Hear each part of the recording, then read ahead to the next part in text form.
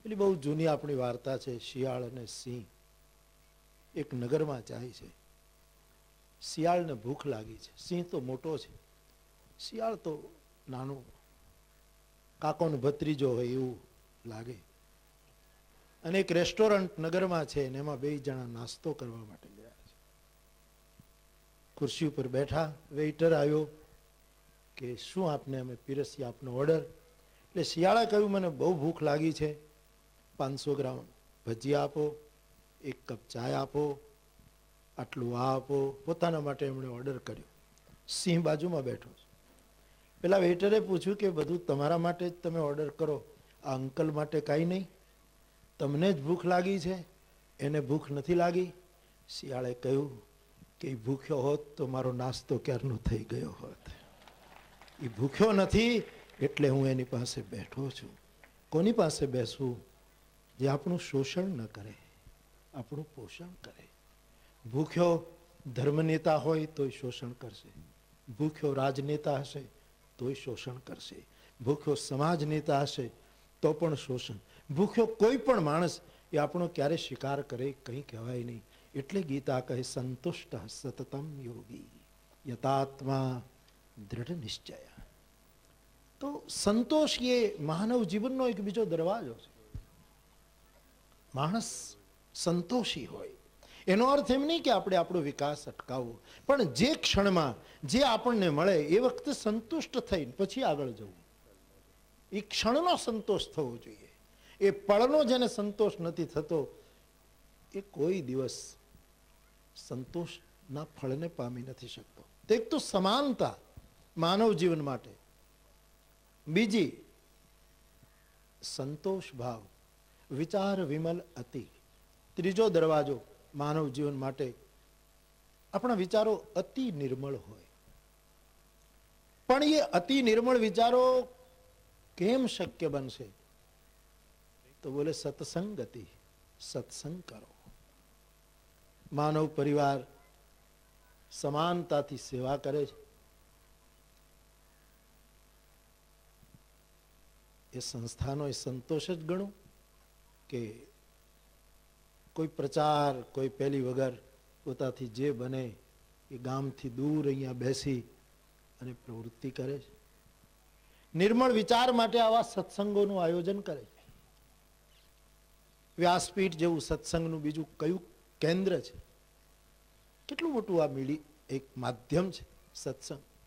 અને સત્સંગ કરવાથી સત્સંગ રૂપી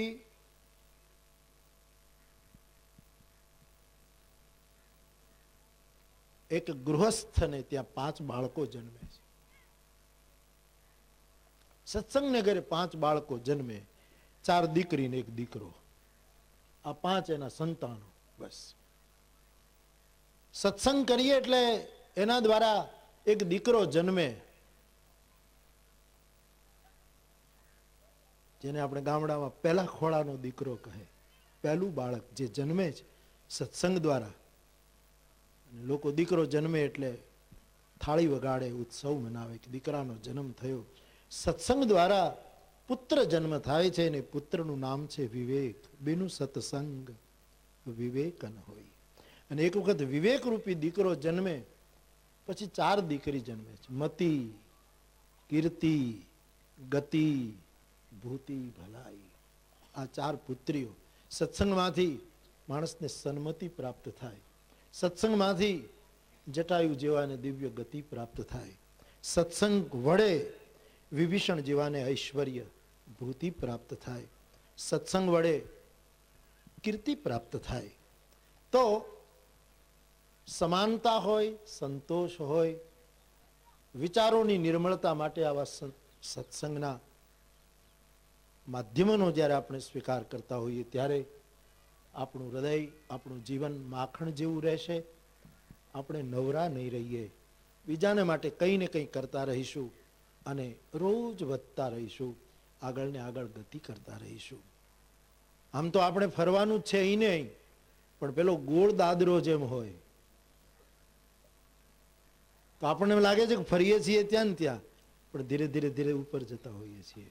એમાં આ જગત એક એવો ચક્રાવો છે કે પુનરપી જનનમ પુનરપી મરણમ, આમ ફરિયાદ કરીએ છીએ, પણ એક ગોળ સીડી છે, આપણને ખબર ન હોય એમ એક એક પછી એક એક પગથિયું ઉપર ઉપર ઉપર ઉપર વધતા રહીએ છીએ. તો આવું માખણ જેવું હૃદય, નવરા ન બેસવું એવી વૃત્તિ, અને રોજ વધવાની સંકલ્પ, શુભ સંકલ્પ, રોજ આગળ વધવાનો, આ ત્રણેય જેનામાં હશે એ માનવ ગણાશે વિનોબાની પરિભાષામાં. અને એવો માનવ પરિવાર આવું રૂડું કાર્ય કરે છે. એમાં હું પણ આવી શક્યો થોડી મિનિટો માટે, એનો મને આનંદ છે. અને આ જગતમાં આ વ્યાસપીઠો શું કામ કરે છે? એકમાત્ર વ્યાસપીઠનું કામ છે, અને તે આપવું આપવું આપવું આપવું. આ સિવાય બીજો કોઈ ધર્મ નથી વ્યાસપીઠનો. આપો આપો આપો આપો આપો. અને આપવું જેને આવડી જશે એનું માનવ જીવન. છેલ્લે એટલું જ કહીને પૂરું કરું. ગામડાનું ખેતર હતું, 1 વીઘામાં ગુલાબનો બગીચો કરેલો. ગુલાબ ખીલ્યા, ફોરમ ફૂટી, સુવાસ છૂટી, અને એ જ વખતે ગુલાબોએ એક સંમેલન કર્યું અને એક પ્રસ્તાવ પાસ કર્યો કે માનવજાત સુગંધને લાયક નથી, એટલે સુગંધ આપવાનું બંધ કરો. ને આખા ગુલાબના બગીચાએ આપણને બધાને અયોગ્ય ઠેરવ્યા ખુશ્બુ માટે. અને એક અડધી મિનિટમાં, જેમ લોકસભામાં અમુક પ્રસ્તાવો 1 જ મિનિટમાં પાસ થઈ જાય છે, એમ અડધી મિનિટમાં પાસ થયો પ્રસ્તાવ કે માનવ જાતને ખુશ્બુ આપવી નહીં. એ જ વખતે હવાની એક લહેરખી આવી પસાર થઈ કે શું છે કે અમે સર્વાનુમતે નિર્ણય કર્યો કે માનવ જાત સુગંધને યોગ્ય નથી, એટલે માણસને સુગંધ ના આપવી. પવનની લહેરખીએ કહ્યું કે હું તો, મને તો કંઈ ખબર ન પડે, હું તો વહેતું તત્વ છું, ખુશ્બુને લઈ જાઉં, બદબૂને લઈ જાઉં. પણ આપને ખબર હોય તો કહેશો કે સુગંધ કહેવાય કોને? ફૂલોને પૂછવું. ફૂલોએ કહ્યું એ પણ ખબર નથી, પણ એમ કહે છે કે અમારામાં ખુશ્બુ છે અને અમે બધાને આપીએ છીએ. પણ ખુશ્બુ સુગંધ કહેવાય કોને કે ખબર નથી. તો બોલે હું કહું. પવન કહેતો કહેતો જતો રહ્યો કે આપવું એ જ સુગંધ છે, રાખી મૂકવું એ તો રાખ છે. આટલું કહીને પવન નીકળી જાય છે. અને ગુલાબના ફૂલોએ તે દિવસથી પાછો એ ઠરાવ ફાડી નાખ્યો છે અને ખુશ્બુ આપવાનું ચાલુ રાખ્યું છે. કેટલા માનવો આ જગતના બગીચામાં ગુલાબની જેમ વિકસ્યા છે, અને એને આપવાનું, એમાંનું એક કોઈ દિવસ ન કરમાય એવું ગુલાબ, એવું એક પુષ્પ, એવું એક તત્વ ભગવાન વ્યાસ નારાયણ. અને એની ખુશ્બુ વ્યાસપીઠ સતત આપતી હોય છે. એવો એક રૂડો સત્સંગ. મને પણ થોડા શબ્દો શ્રવણ કરવાના મળ્યા, એનો મને આનંદ છે. લોકો એવું કહે કે કથા સુણી સુણી ફૂટ્યા કાન, પણ એવું નથી. મારે માધવ રામાનુજભાઈએ તો એમ કહ્યું કે બાપુ મને તો એમ લાગે કે કથા સાંભળ્યા પછી કાન ફૂટ્યા, એના પહેલાં હતા જ નહીં. એ તો હવે ફૂટ્યા. જેમ કોઈ અંકુર ફૂટે એના પહેલાં કામ શ્રવણ રંધ્ર અહી ભવન સમાના.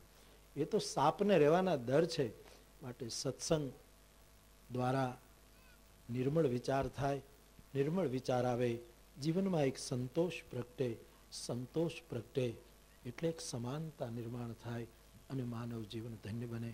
હું મારી પ્રસન્નતા વ્યક્ત કરું છું. પુનઃ એક બાર પૂજ્ય શાસ્ત્રીજીને, વ્યાસપીઠને પ્રણામ કરીને આપ સૌ આમનમ શિસ્ત અને મર્યાદા સાચવી રાખજો. કથાનો જે ક્રમ હશે તે આગળ ચાલશે. મારે અહીંથી આગળ જવાનું છે. આપને પ્રણામ, ધન્યવાદ.